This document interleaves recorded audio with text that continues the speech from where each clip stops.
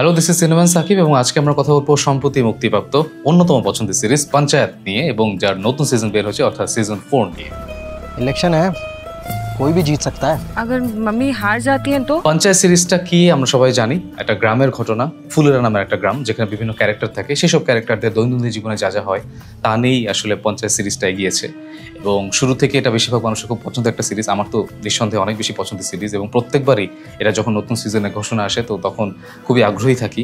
এবং এবারে যে সিজনটা সেটা কিন্তু একটু তাড়াতাড়ি চলে এলো, কারণ একটু খেয়াল করে দেখবেন সিজন 3টা এসেছিল মে মাসের 28 তারিখে 2024 সালের এবং ঠিক তার এক বছরের কাছাকাছি সময়ে, প্রায় এক বছর থেকে আরেকটু বেশি, 24শে জুন অর্থাৎ 2025 সালে সিজন 4টা রিলিজ পেয়ে গেল। অর্থাৎ মেকাররা খুব একটা বেশি সময় নেয়নি, এর আগে যেরকম সময় নিয়েছিলেন প্ল্যাটফর্মের হয়তো কোনো একটা চাপ থাকতে পারে। এবার যেটা হয়েছে যে আমরা গত সিজনের কন্টিনিউশনে যদি দেখি যে নির্বাচন নিয়ে কথা হচ্ছে, যে গ্রামের নির্বাচন হবে প্রধানজি আর বন রাক্ষস এই দুজনের মাঝখানে, এবং প্রধানজির উপরে কে গুলি চালিয়েছে সেটা নিয়েও একটা ব্যাপার স্যাপার আমরা দেখতে পারি, সেটা নিয়ে একটা বিস্তারিত কথাবার্তা হয়, এটাও নিয়ে একটা সাসপেন্স থাকে। এছাড়াও আরো কি কি হচ্ছে এবং এই নির্বাচনে কারা জিতবে, নির্বাচনে জেতার জন্য দুই পার্টি আসলে কি কি করতে পারে, কতদূর পর্যন্ত যেতে পারে, কোন মাত্রা পর্যন্ত তারা নিজেদেরকে ছাড়িয়ে যেতে পারে, একজন আরেকজনকে ছোট করতে পারে, তা নিয়ে বেসিক্যালি এই সিজনটা গিয়েছে। এই সিজনটা সত্যি কথায় যদি বলতে চাই খারাপ লাগেনি খুব একটা, তবে আগের সিজনগুলো দেখে যতটা ভালো লাগে, মানে যেই অনুভূতিটা আসে সেইটা এবার কেন জানি খুব একটা আসেনি। সেটা কারণ আমার কাছে মনে হচ্ছে যে পঞ্চায়েত বলতে গেলে দৈনন্দিন জীবনের ছোটোখাটো যে ব্যাপার স্যাপারগুলো, গ্রামের যে ছোটোখাটো ব্যাপার, সেগুলোর খুব সুন্দর চিত্রায়ন ছিল। কিন্তু এবার মাইক্রো জায়গা থেকে অনেক বড় জায়গাতে চলে গেছে, আসলে রাজনীতিতে চলে গেছে।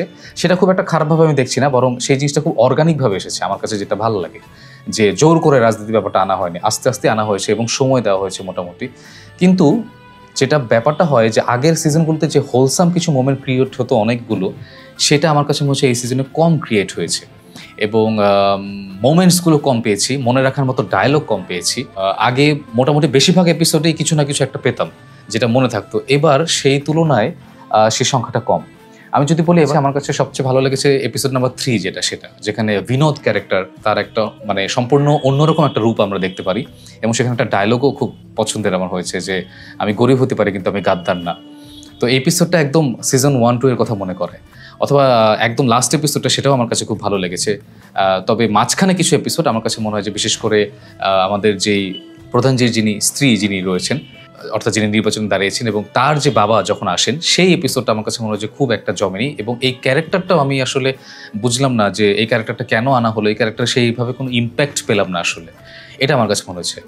আর রাজনীতির যে ব্যাপার স্যাপারগুলো, সেগুলো গ্রামে যা যা হয় সেগুলোই দেখানো হয়েছে। গ্রামে যখন দুটো পক্ষের মধ্যে নির্বাচন হচ্ছে বা তারা রাজনীতিতে জড়িয়ে যাচ্ছে, তখন দুটো পক্ষই চেষ্টা করে যে একজন আরেকজনকে কীভাবে ছোট করে নিজে বড় হতে যাচ্ছে, অথচ তারা চাইলেই কিন্তু একজন আরেকজনকে হেল্প করে বড় হতে পারে, কিন্তু সেটা হয় না। এবং গ্রামগুলোতে আমরা সেগুলোই দেখে থাকি এবং ফুলেরা গ্রামও কিন্তু তার ব্যতিক্রম নয়। এই ব্যাপারটা ভালোই লেগেছে, যেটা মোটামুটি রিয়েলিস্টিকভাবে দেখানো হয়েছে। কিন্তু সেই সিনগুলো কেন জানি খুব একটা মনে থাকে না আমার কাছে মনে হচ্ছে, সেই জায়গায় আমার কাছে মনে হচ্ছে সময়টা কম দেওয়া হয়েছে। এবং এই ব্যাপারটা আমি শুরুতে বলছিলাম যে সিজন 4 আসতে কিন্তু খুব একটা দেরি করেনি বাকি সিজনগুলোর মতো। মেবি দ্যাটস দ্য রিজন, বা that might be one of the reasons আমার কাছে মনে হয়। তবে হ্যাঁ, অভিনেতারা এত সুন্দর অভিনয় করেন যে তারা অভিনয় করে জিনিসটাকে খুব সুন্দর পুল অফ করে বের করে দিয়েছেন। এবং আমরা সাজিবজির প্রেমের দিকটা একটু দেখতে পারি, প্রেমে হয়তো তিনি আরেকটু অগ্রসর হয়েছেন। আর গ্রামের অন্যান্য যে ক্যারেক্টার, যাদেরকে একসময় দুর্বল ভাবা হতো, তারা একটা সময় যখন ক্ষমতা পেয়ে যায় তারা কিভাবে শক্তিশালী আচরণ করে বা তারা কিভাবে ক্ষমতার দম্ভ দেখায়, ক্ষমতার দাপট দেখায়, এই ব্যাপার স্যাপারগুলো আমি দেখে বেশ পুলকিত হয়েছি। এবং কিছু ছোট ছোট বিষয় তো সবসময় বেশ ভালো তারা খুঁজে বের করেন, বিশেষ করে রাইটার এবং ডিরেক্টর। আপনি যখন ইলেকশনের রেজাল্ট জানবেন, আপনি কিভাবে আপনার ব্রেকডাউন হবে এইটা, বা আপনি ইলেকশন হওয়ার আগে যে মানুষটা কখনো ইলেকশনে হয়তো ভাবেনি যে সে কিছু একটা করতে পারে, সে যখন ইলেকশনের ফলাফল দেখে তার যে অনুভূতি, এই ব্যাপার স্যাপারগুলো যেভাবে আনা হয়েছে, এই ব্যাপারটা আমার কাছে খুব ভালো লেগেছে। তবে অন্যান্য সিজনের সাথে যদি তুলনা করি তাহলে আমার কাছে মনে হচ্ছে কোথাও গিয়ে একটু আন্ডারওয়েলমিং। ফিনিশিংটা আমার কাছে কিন্তু আবার বেশ ভালো লেগেছে, যদিও আমি অনেকের কথা শুনছিলাম ফিনিশিং তাদের কাছে ভালো লাগেনি, কিন্তু আমার কাছে মনে হয় যে এই ফিনিশিংটা রিয়েলিস্টিক দেখানো হয়েছে। এখন যেভাবে দেখানো হয়েছে, মানে সিজনটা শেষ করা হয়েছে, সেভাবে এই সিজনই শেষ হতে পারে, অথবা চাইলে অন্য একটা সিজন আনা যেতে পারে। তবে আমার কাছে মনে হচ্ছে এই সিজন যেভাবে শেষ হয়েছে সেভাবে শেষ করে দিলে এক অর্থে মন্দ হয় না। তবে যদি এর চেয়ে বেটার কিছু লিখতে না পারেন, সেই ক্ষেত্রে আমার কাছে মনে হয় নতুন সিজন না আনলেই ভালো। But overall yes, it's a decent watch, আপনি দেখতে পারেন।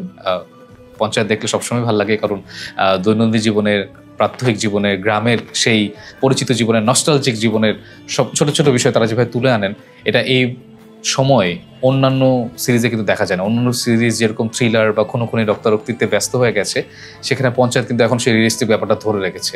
এই জিনিসটা আমার কাছে ভালো লাগে, তবে আমি আরেকটু বেশি আশা করছিলাম। But overall it's a decent watch, you can watch. অনেকে যেরকম মিক্সড বা খুব একটা নেগেটিভ বলছে, আমার অতটা খারাপ লাগেনি। ওভারঅল আমি মোটামুটি এনজয় করেছি। তো এই ছিল পঞ্চায়েত সিজন 4 নিয়ে আমার অনুভূতি। আপনি চাইলে আপনার অনুভূতি আমাকে জানাতে পারেন। সেজন্য যেটা করতে হবে, লাইক, কমেন্ট, শেয়ার এবং সাবস্ক্রাইব করতে হবে। দেখা হবে পরবর্তী এপিসোডে। ততক্ষণ পর্যন্ত ভালো থাকুন, সুস্থ থাকুন এবং ভালো কন্টেন্টের সাথেই থাকুন। সিনেমা সাকিবের পক্ষ থেকে বিদায়।